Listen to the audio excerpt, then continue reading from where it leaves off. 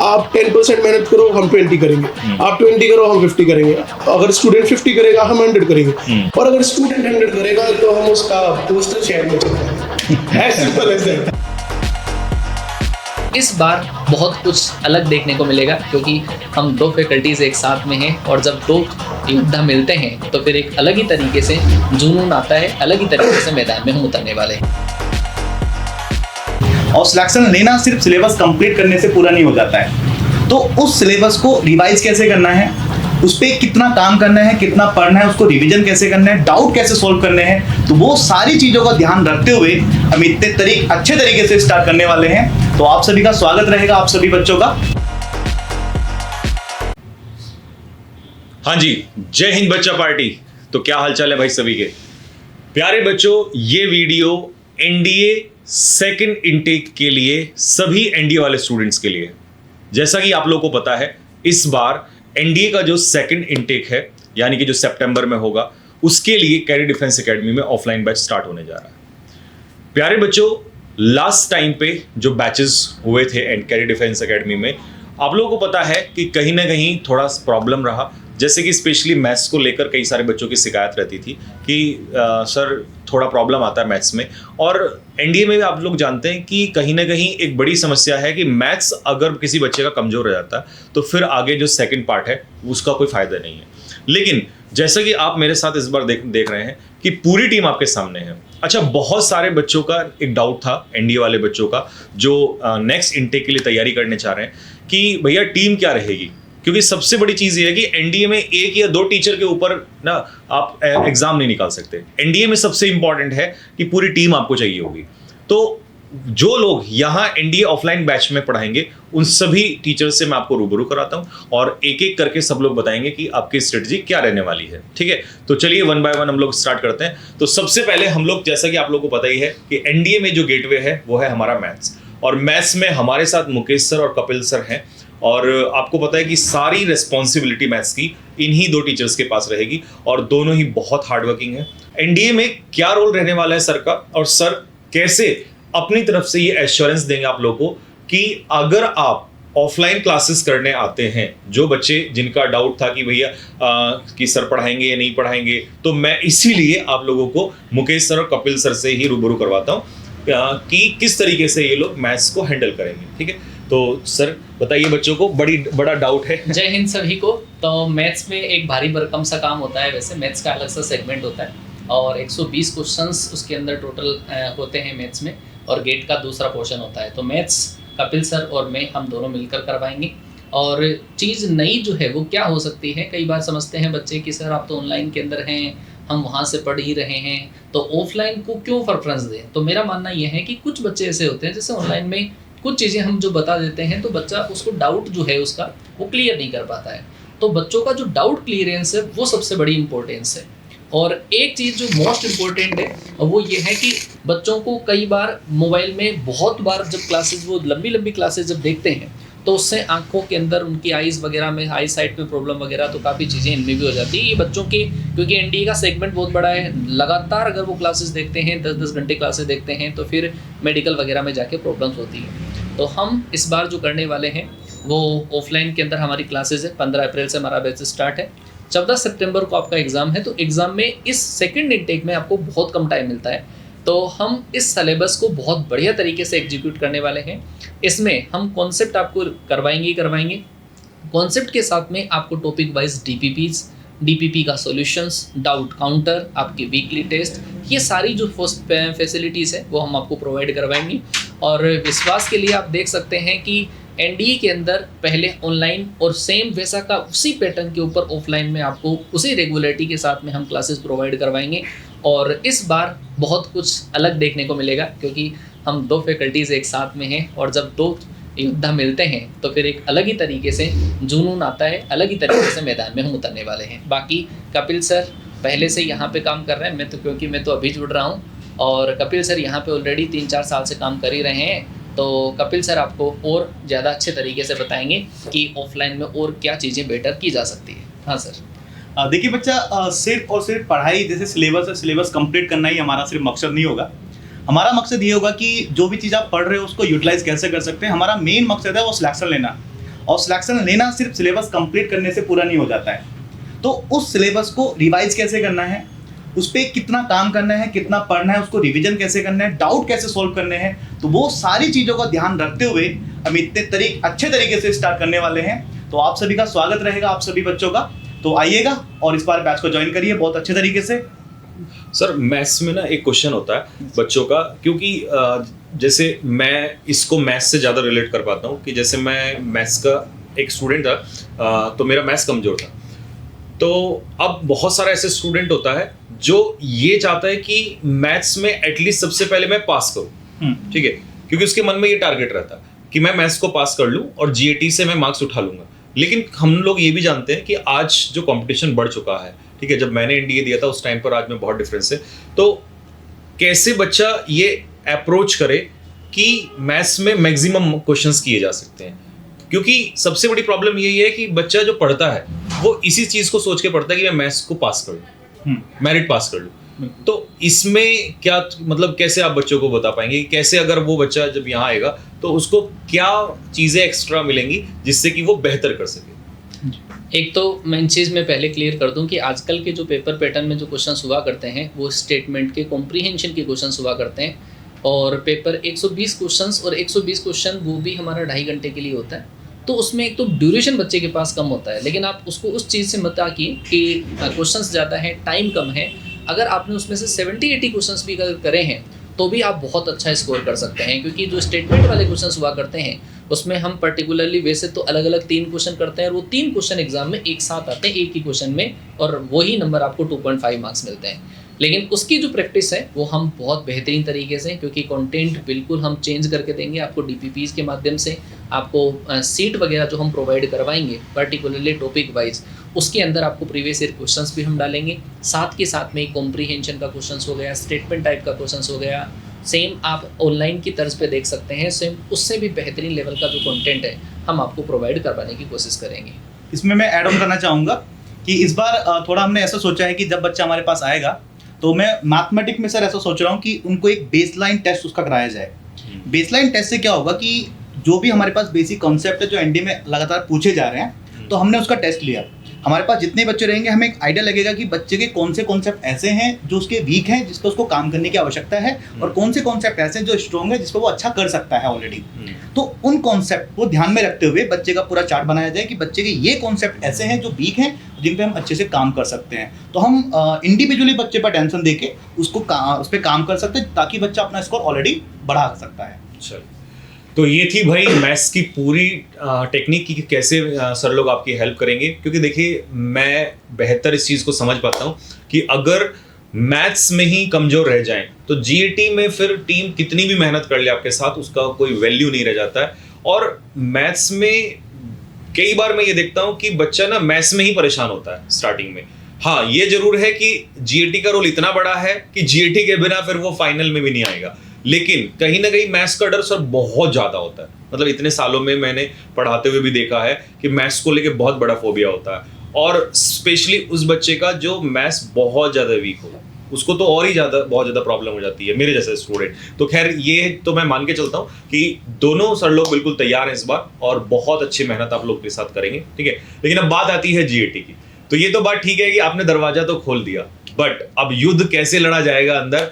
तो देखिए मुझे इस बार ना बहुत खुशी हो रही है कि जीएटी में ना मेरे साथ जो टीम है वो मतलब नॉलेज तो है ही, लेकिन साथ के साथ आप क्या देखेंगे कि मेहनती लोग भी हैं। हिमांशु सर का जैसे कि आपको पता ही है कि इस बार फर्स्ट टाइम हमारे साथ जुड़े हैं, और बहुत अच्छी चीज़ ये है कि मैंने ना सर को जो फर्स्ट बैच दिया था संकल्प बैच, और प्लस उसके साथ इन्होंने अंदर जो एनडीए वाले स्टूडेंट्स उनको पढ़ाया। मतलब जितने भी एनडीए वाले स्टूडेंट्स थे, और साथ में सबसे बड़ी चीज़ कि एनडीए के साथ साथ सीडीएस वाला बच्चा और भी ज़्यादा खुश है। तो फिर इससे समझ में आता है कि नहीं लेवल क्या है, क्योंकि कई बार ऐसा होता है कि केवल हमने पढ़ा दिया, ठीक है। एनडीए वाले को बच्चे को कई बार ये होता है कि नया बच्चा उसको नहीं पता कि उस स्तर क्या है, बट सीडीएस वाले को सब कुछ पता है। तो अगर हम उस बच्चे को सेटिस्फाई कर पा रहे हैं तो मतलब हमारे कंटेंट में दम है और हम बच्चे से रिलेट कर पा रहे हैं। तो कहीं ना कहीं बहुत अच्छा सुकून मिला कि इस बार जीएटी की टीम भी हमारी बहुत खतरनाक है, और हमारे साथ में इब्राहिम सर तो पहले से ही हमेशा बाहुबली तैयार है हर चीज़ के लिए, और फिजिक्स के 25 क्वेश्चन जो है बहुत बड़ा रोल प्ले करते हैं, ठीक है। मुझे ऐसा लगता है कि अगर यहाँ जीएटी में कोई पार्ट बैठा है और सबसे पीछे हूं तो मैं ही हूं इस समय पर, अदरवाइज सारे के सारे इस समय मेरे से आगे हैं और बाकी मेहनत हम भी करेंगे भाई आप लोगों के साथ। तो पूरी टीम्स आपके साथ इस बार तैयार है जीएटी मेहनत करने के लिए। अब थोड़ा थोड़ा आपको अपने सब्जेक्ट के बारे में बताएंगे कि जब आप यहाँ पर आएंगे तो किस तरीके से आपको आगे आप जो भी आपका पार्ट होगा जीएटी में उसको कैसे ये लोग कराएंगे। तो सबसे पहले अक्षय सर बताइए बच्चों को। तो सर जैसे मैंने और हिमांशु सर ने डिसाइड किया कि इस बार जो सब्जेक्ट है तो उनको थोड़ा सा अलग अलग वे में पढ़ाएंगे। एक तो तरीके बताएंगे कि कितने टाइप के क्वेश्चन किस तरह से पूछे जाते हैं। बच्चों को ये नहीं पता कि वन लाइनर आएगा या क्या आएगा, तो 3 से 4 तरह के क्वेश्चन होते हैं। असर्शन रीजन के क्वेश्चन आते हैं, उन्हें कैसे अटेम्प्ट करना है, ये सारी बातें। हिस्ट्री के क्वेश्चन बहुत ज़्यादा टफ आते हैं, बच्चे एंशिएंट पढ़ते हैं, मिडाइवल पढ़ते हैं, क्वेश्चन आना 2-4 हैं। मैक्सिमम क्वेश्चन कहाँ से, मॉडर्न से। तो हिमांशु सर उसे पूरा डिस्कशन किया कि कैसे कहाँ से क्वेश्चन आने हैं। मैंने ज्योग्राफी का पूरा देख लिया, 2-3 साल से मैंने देख लिया कि पढ़ा भी रहा हूँ, तो पता है कि एक एक क्वेश्चन कहाँ से आना है, हर एक टॉपिक लिखा है। उसके बाद मेन रोल जो है वो है साइंस का। साइंस के ओवरऑल क्वेश्चन आते हैं लगभग 25 तो आते हैं फिजिक्स के, और 25 दोनों के, दो कम 2 ज़्यादा ऐसे करके केमिस्ट्री और बायोलॉजी। तो अगर यहाँ हमने कमांड कर ली तो उसके बाद जो हमारा ये वाला पोर्शन है हिस्ट्री, पॉलिटी, ज्योग्राफी, इसमें से अगर हम 2-2, 3-3 क्वेश्चन भी उठा लेते हैं मेरी तरह। हाँ मैंने ऐसे ही वो रिलेट कर पाएंगे क्योंकि मैं ऐसे ही करता था। यही होता था सर कि क्योंकि कम समय होता है, बिल्कुल तो सर, बहुत ज्यादा वास्ट सिलेबस होता है यूपीएससी का, तो हम नहीं कर पाते थे। लेकिन मेरी स्ट्रेटेजी यही होती थी क्योंकि 12th के स्टूडेंट होते हैं तो फिजिक्स पढ़ना है ना, वो तो देखिए हर बच्चे को पता होता है कि यार पढ़ना ही पढ़ना है, और पढ़ के आया हुआ है, क्योंकि पढ़ के आया हुआ है तो जल्दी ग्रैब करता है। और बायोलॉजी में भी कुछ ना कुछ चीजें हाथ पैर मारी लेता है। डीपीपी वगैरह तैयार की? हाँ सर, प्रॉपर डीपीपी भी रेडी है, साथ में प्रॉपर प्लेलिस्ट बनाई है कि इस तरह से हम ये लेके चलेंगे, और प्रॉपर एनिमेशन वाली वीडियोस के साथ। अरे उस तरह से ऑफलाइन के लिए स्पेशल रखेंगे कि एनिमेशन के साथ पढ़ाएंगे। जीएस की इंपॉर्टेंस ना भैया, जीएस की जो इंपॉर्टेंस है वो पेपर में भी है, और पेपर के बाद एसएसबी में नहीं है क्या?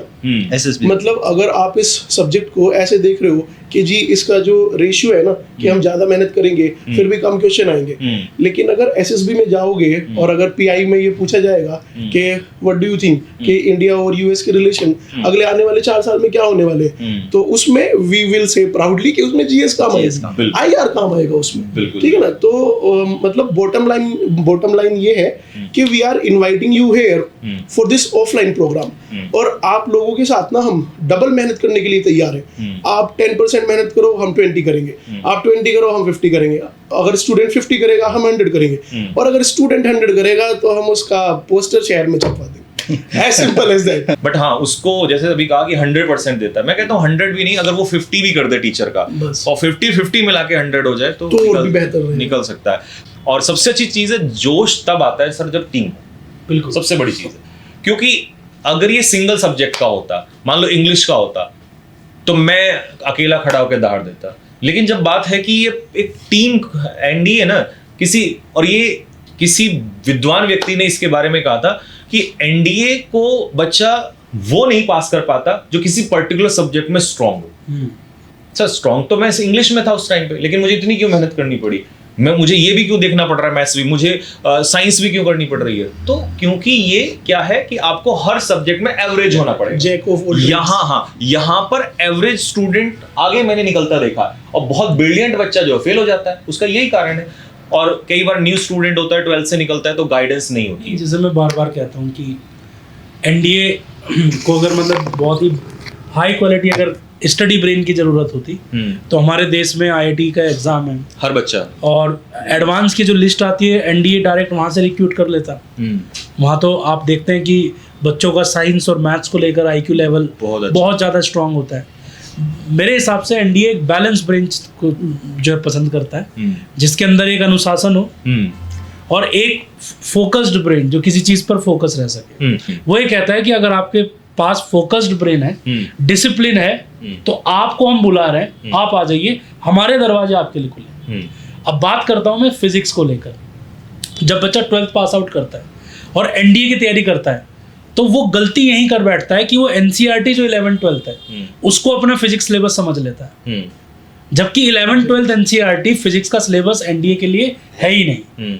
एनडीए साइंस जो एनडीए फिजिक्स है वो एक साइंस का हिस्सा है, वो प्योरली फिजिक्स नहीं पूछ रहा है, वो आपसे बेसिक कंसेप्ट पूछता है कि बच्चे को कम से कम इतना तो पता हो कि फ्यूज क्या है, रेजिस्टेंस क्या है, साउंड क्या है, फोर्स क्या है, ताकि वो जो बेसिक ट्रेनिंग प्रोग्राम वहां पर होगा उस बेसिक ट्रेनिंग प्रोग्राम में वो उनके सिलेबस को समझ पाए। तो मैं स्टूडेंट्स को यही कन्वे करना चाहूंगा कि अगर 25 क्वेश्चन आते हैं और 4 नंबर का एक क्वेश्चन जीएटी में, तो 100 मार्क्स एक बहुत बड़ा एडवांटेज लेके, बहुत बड़ा एडवांटेज होता है भाई। इंग्लिश को अगर आप देखेंगे तो 200 मार्क्स है, तो उसका आधा पोर्शन आप फिजिक्स में लेके बैठे हैं। तो बस गलती ये करते हैं, हम ऑफलाइन में देखते हैं बच्चे कहते हैं सर आपने तो वो पढ़ाया नहीं, हमें वेव ऑप्टिक्स नहीं पढ़ाया सर आपने, जबकि वेव ऑप्टिक्स एनडीए में ना आया है और ना उसका सिलेबस का हिस्सा है। फॉर्म भरने के समय अगर आप सिलेबस देखेंगे तो बाकायदा टॉपिक्स लिखे हैं, लेकिन बच्चे की ये चाहत होती है कि हम उसे 6 महीने में फिजिक्स में मास्टर्स कर दें। ये पॉसिबल नहीं होगा। हाँ, 6 महीने में मैं आपको एनडीए का फिजिक्स क्लियर करवा दूं। तो बहुत बड़ी बात है ये कि भाई 20 क्वेश्चन आपको जब सर कराएंगे तो 20 क्वेश्चन। और ये भी मैं आश्वस्त कर देता हूँ, अगर 11-12 में आपका फिजिक्स अच्छा नहीं था तो ये मत सोचिए कि आप एनडीए फिजिक्स नहीं कर पाएंगे। आपका मोस्ट वेलकम, आइए, मैं आपके साथ मेहनत करूंगा। मैं आपको लाइन बाय लाइन एनसीईआरटी 9-10 जो है बिल्कुल इस तरह से पोस्टमार्टम किया है कि पैराग्राफ टू पैराग्राफ इस बार हम चलेंगे। आपको डेली जो है 10 या 15, मतलब लोड नहीं डालूंगा मैं आप पे। अगर आप 10-15 क्वेश्चन भी मेरे साथ डेली होमवर्क करते जा रहे हैं तो आप एट द एंड देखिएगा कि आप 20 क्वेश्चन का मटेरियल आपके पॉकेट में होगा। और मैं ये कहता हूँ सर, ये एडवांटेज होता है फिजिक्स। बिल्कुल बिल्कुल। कभी कभी इंग्लिश ना कभी कभी परे आ जाती है सर, आजकल ऐसा ही हो रहा है। और कभी कभी सर जीएस में, सर मैं आपको बताता हूँ, इंग्लिश में अभी इस समय पर ऐसा हो रहा है कि टीचर पढ़ा एक्टिव पैसिव रहा है और आ डायरेक्ट इनडायरेक्ट जा रहा है। टीचर ने इस बार यूपीएससी ने इडियम्स दिया, पता लगा 1 वर्ड आ गया।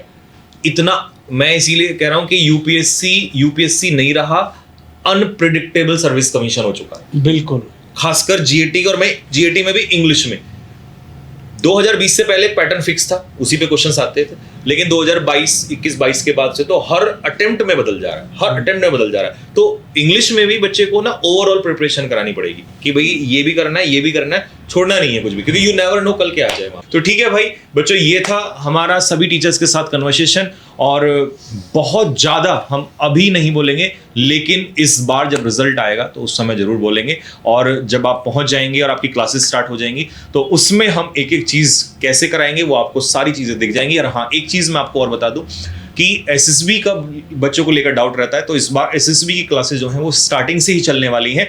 फर्स्ट वीक जैसे ही आपका 1 हफ्ता पूरा होगा, 1 हफ्ते के बाद आपकी एसएसबी के लिए जो क्लासेस हैं वो कंटिन्यू हो जाएंगी। ठीक है भाई, तो बहुत जल्दी आप लोगों से मिलेंगे। 15 अप्रैल से आप लोगों का बैच स्टार्ट होने जा रहा है, और दिए हुए नीचे जो नंबर्स आपको स्क्रीन पर दिखाई दे रहे हैं, आने से पहले एक बार रजिस्ट्रेशन करा लीजिएगा। दूसरी चीज, जब आप घर से निकले तो इन नंबर्स पे कॉल करके निकले कि हम निकल रहे हैं, ताकि जो यहाँ पर स्टाफ है वो आपके लिए चीजों को अरेंज कर सके, हॉस्टल्स अरेंज कर सके। ठीक है, दोनों फैसिलिटीज अवेलेबल है यहाँ पर, आपके लिए हॉस्टल्स भी अवेलेबल है, और अगर आप रूम लेके जाना चाहते हैं वैसे वो भी अवेलेबल है। बॉयज के लिए अलग है, गर्ल्स के लिए अलग है। ठीक है, और गर्ल्स को कई बार मैं आपको एक चीज और बता दूं, गर्ल्स को कई बार ये डाउट रहता है कि पेरेंट्स को स्पेशली, कि जब हम बाहर जाते हैं तो क्या वो सिक्योरिटी या सेफ्टी हो पाएगी, नहीं हो पाएगी। तो देखिए, हम यही समझते हैं कि भाई हम यहाँ पर हम बहुत दूर से आपके लिए बैठे हुए हैं, तो अगर आप घर से किसी अपने भाई को छोड़ के जा रहे हैं तो दूसरे भाई आपके यहाँ पर भी बैठे हुए हैं, तो उसके लिए आपको घबराने की जरूरत है नहीं। बिल्कुल जैसा आप घर पे हैं वैसे ही यहाँ पर आपको किसी भी समय, किसी भी वक्त, रात को, दिन में, कभी भी हर व्यक्ति अवेलेबल है। ठीक है, मान लो हम पढ़ाने के लिए अवेलेबल हैं। ठीक है, रॉबिन सर 24 घंटे आपके चारों तरफ चीजों को संभाल रहे होंगे, और बाकी पूरा स्टाफ है, चाहे कृष्णा सर है या और बाकी लोग हैं, वो आपकी सारी चीजों को देख रहे होंगे। ठीक है, तो चलिए मिलते हैं आप लोगों से 15 अप्रैल को। तब तक के लिए सभी को मेरी तरफ से और हमारी टीम की तरफ से जय।